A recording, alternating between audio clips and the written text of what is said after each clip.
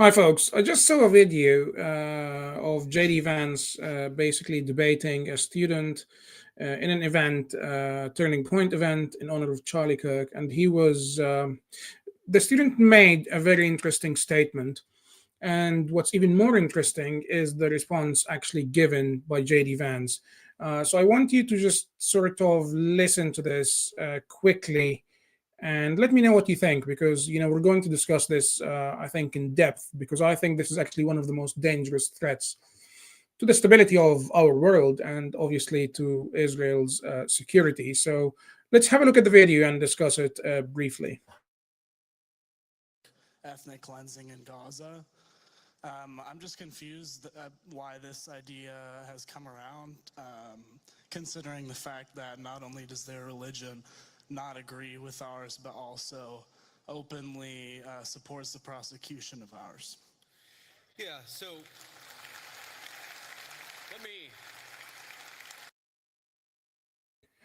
So the video begins by the student saying that there is ethnic cleansing in Gaza. And he also makes another point that their religion, presumably Judaism, is not only sort of against Christianity, but it actually supports the persecution of Christians and Christianity. So let's see now what J.D. Vance actually says.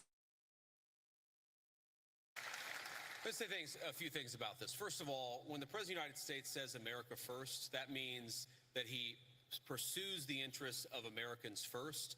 That is our entire foreign policy. And that doesn't mean that you're not going to have alliances, that you're not going to work with other countries from time to time. And that is what the president believes, is that Israel, sometimes they have similar interests to the United States and we're going to work with them. In that case, sometimes they don't have similar interests to the United States. And this example, the most recent Gaza peace plan that all of us have been working on very hard for the past few weeks, the president of the United States could only get that peace deal done by actually being willing to apply leverage to the state of Israel. So when people say that Israel is somehow manipulating or controlling the president of the United States, they're not controlling this president of the United States, which is one of the reasons why we'd be able to have some of the success that we've had in the Middle East. Right, so this is, again, this is only like a minute and a half, so it's not really the whole video. But what's very interesting here is that it seems like J.D. Vance did not in any way, shape, or form offer a counter argument to the fact that, to this suggestion that there is ethnic cleansing in Gaza. He likewise did not offer a counter argument to the suggestion that the Jewish faith, Judaism, allows the persecution of Christians and Christianity. He seemed to completely ignore all of this. He seemed to think that it's actually the best thing to do at this very moment is not to counter this propaganda, is not to counter these lies. This is a young student. As Vice President of the United States of America, it makes sense that people would expect you to actually do the right thing. People would expect you to say the right things and actually counter the propaganda, the anti-Semitic propaganda. He did none of this.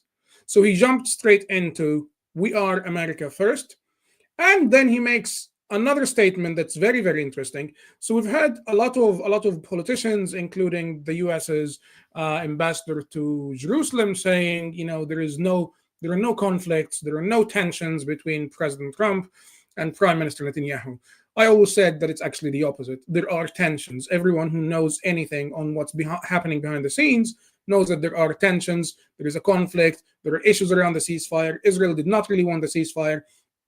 Israel did not think that this, even Hamas's response to the ceasefire, the initial response when they said, okay, but, is even something to celebrate. But obviously, President Trump and his administration, they do. So now when you see this, you're going to find out that he's admitting publicly now on record that the U.S. pressured Israel into accepting the ceasefire, which I said from the very beginning is something that should not have happened. We should not have accepted this. But obviously, for political reasons, Israel cannot fight the entire planet.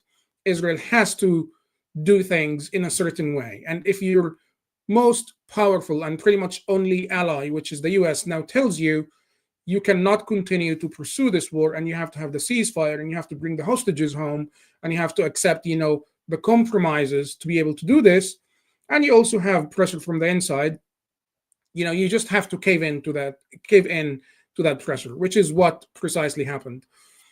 But again, so he admits that the US pressured Israel.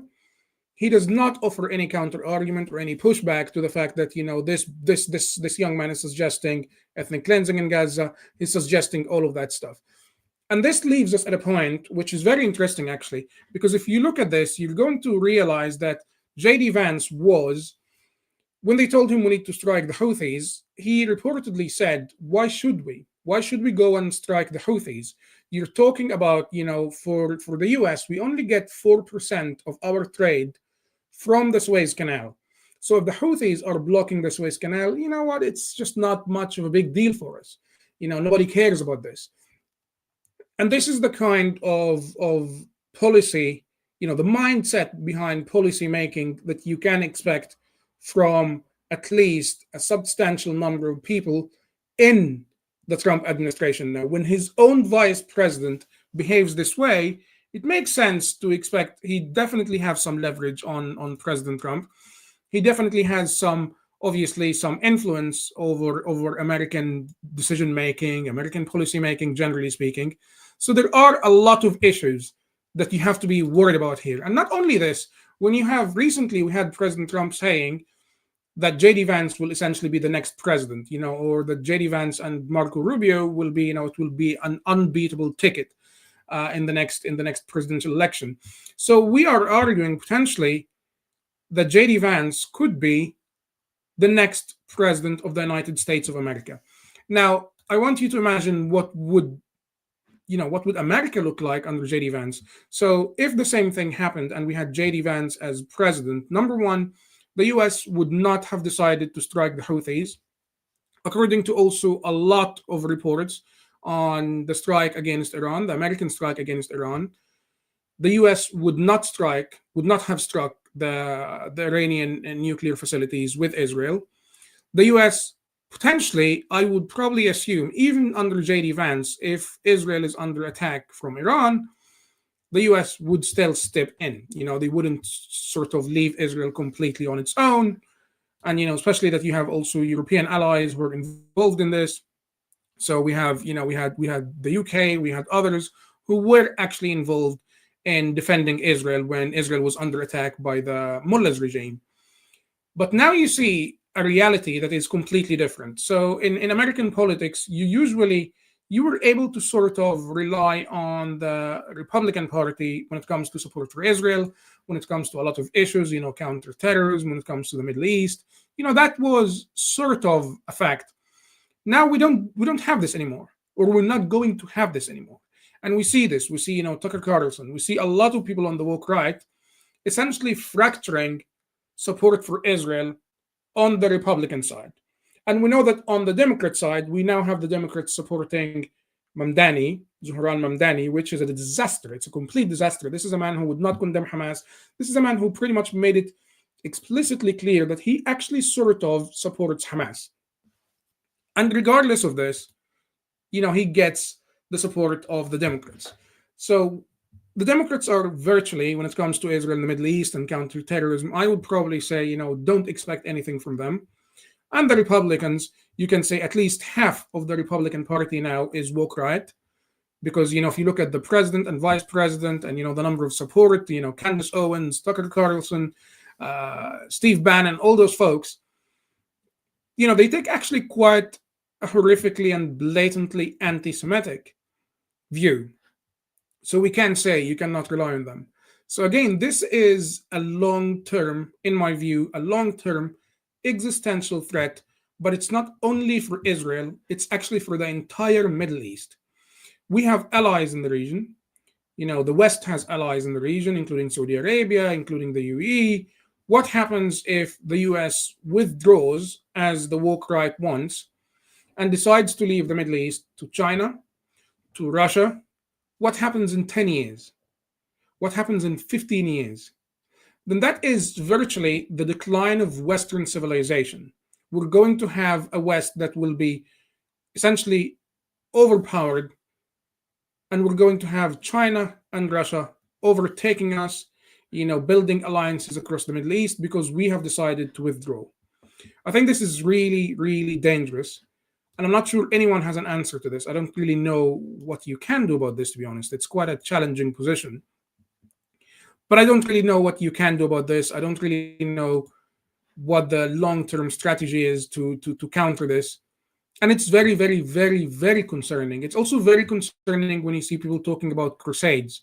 You see people talking about crusades, how we need, now Christian crusades because we need to fight the Muslims on our streets, in Britain and Germany and all that stuff. This sort of ethnic Christian ultra nationalism that is taking over in America and in the UK, which is pretty much a kind of view that decides, what, we have had enough of Muslims, of Jews, of the Middle East, of all that stuff. We don't want any part of it.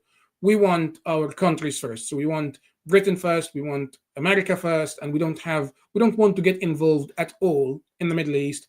We don't want, anyone talking about Israel on TV in Britain, why, accusing people or politicians in America and the UK who support Israel of having dual loyalties. Like, why are you loyal to Israel?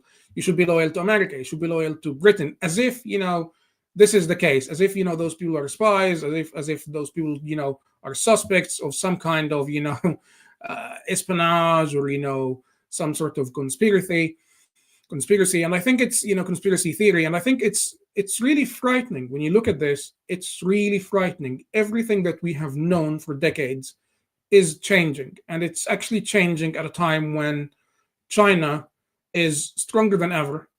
It's changing at a time when you have the BRICS, you have different alliances globally, and these alliances sort of do have a common ground, which is anti-Western sentiments. So they don't really like the West.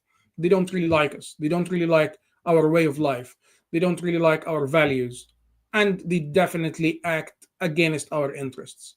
So at a time when we need unity most, when we need, the US working with the UK, working with Israel, working with partners in the region, UAE, Saudi Arabia, we get a kind of leadership in the White House that is somewhat not really interested in building alliances, not really interested in the Middle East, not really interested in, actually securing their own interests in the Middle East. They just want to focus at home, which is, sort of understandable, I suppose.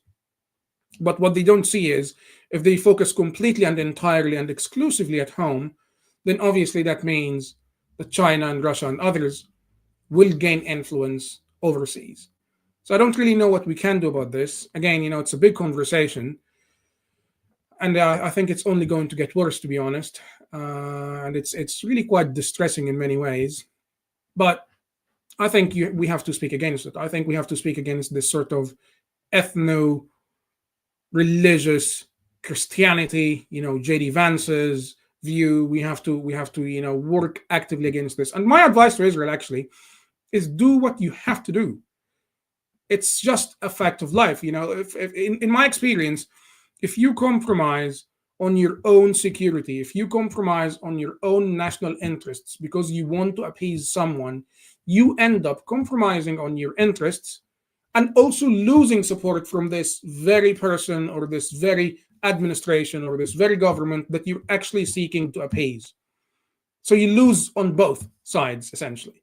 And that's not what Israel needs. That's actually something that Israel cannot afford to do. My view is Israel must do what it needs to do, and we just have to act in our interests, and we have to prevent the bloodshed of Jews in Gaza. As you've seen, there's a soldier who's killed, and again, all of this because of the ceasefire that Hamas did not commit to, but we're still being told that we need to maintain the ceasefire regardless of what happens. We need to keep it. We need to just, basically do what we're told, despite the fact that Hamas says they will not disarm, despite the fact that Hamas is actually attacking Jews and killing Jews again. So clearly, we need to act in our interests, and I think we need to move beyond this. And I think we need to also have a long-term strategy, a long-term plan that looks at, support from the US and doesn't take it for granted. I think we need to think about you know, a Middle East post US involvement? And that's going to be a very difficult question, but it's necessary if we want to secure our survival in the region and, to be able to thrive in this region. We just have to plan ahead like this. So thanks again for joining me, and we'll see what happens. And until next time, thank you.